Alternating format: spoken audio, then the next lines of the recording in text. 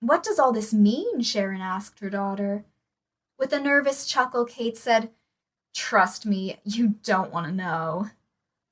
Kate, Sharon said flatly, I'm not exactly a prude. I know what sex is. Kate scrunched up her nose. Yeah, but not this kind of sex, I hope. She pointed to the one that said FMUTA and said, Even I wouldn't do that. Sharon cleared her throat. The fleeting thoughts that dusted her mind in that moment proved immensely unpleasant. So Phil and Min were having an affair, Sharon said in hopes of shifting the subject away from sex. Do you think that's why he killed her? Are we sure it was him who did the deed? Who else? Kate stepped over Min's corpse, whispering, Sorry, excuse me.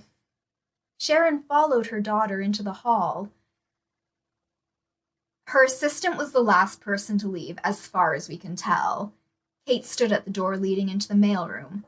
Look, if I'm standing here, I can't not see the dead body sticking out into the hallway.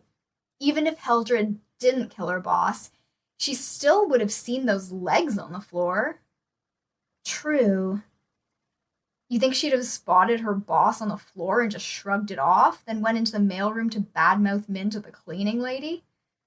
Also true. And Hildred certainly had a lot to say about Min tonight. Too much to say, Kate added. Almost like Hildred was trying to keep Olga in the mailroom so she wouldn't backtrack into the office and discover Min's corpse. Exactly. Despite the circumstance, it was nice to spend an evening with her daughter. Minimal arguments, collaborating toward a shared goal. If you set aside the fact that Min had been murdered, this was the nicest time they'd spent together in years. We've already established Hildred was too short to strangle Min, Sharon said. Kate corrected her. Not too short to strangle Min, just too short to create that particular bruising pattern. Right, well, that's what I meant. Uh-huh, Kate said with a smirk. So, what do you think, Mom? Hildred and Phil were in cahoots? They must have been. If Phil was a jealous lover, that's a solid motive to kill. But what about Hildred? Kate asked. You know her, I don't. Would she have plotted to kill her boss just because Min made her work late a few nights? It's more than just a few nights, Sharon clarified. Min treated poor Hildred like a servant. Not just that, but Min ran hot and cold with the girl. One minute it's bestie bestie, the next it's meet my slave Hildred. That's a very confusing kind of relationship to be in. Kate asked, Isn't that what Min's like with you too? Sharon's throat closed up when she tried to produce a response.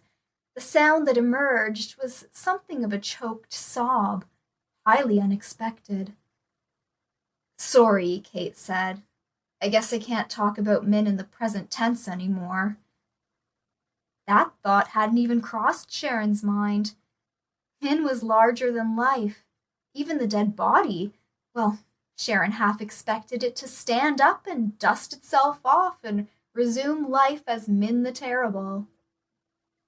It isn't possible, Sharon began. What isn't possible? Sorry, I'm just thinking. Is it possible that Min killed herself? If she'd hung herself by her necklace, it would have left those same marks on her neck. Then how did she end up on the floor, Mom? Sharon shrugged. Necklace broke. Then why aren't there pieces of broken chain all over the place? And wouldn't she have fallen on her face, not on her back? No, she was definitely strangled.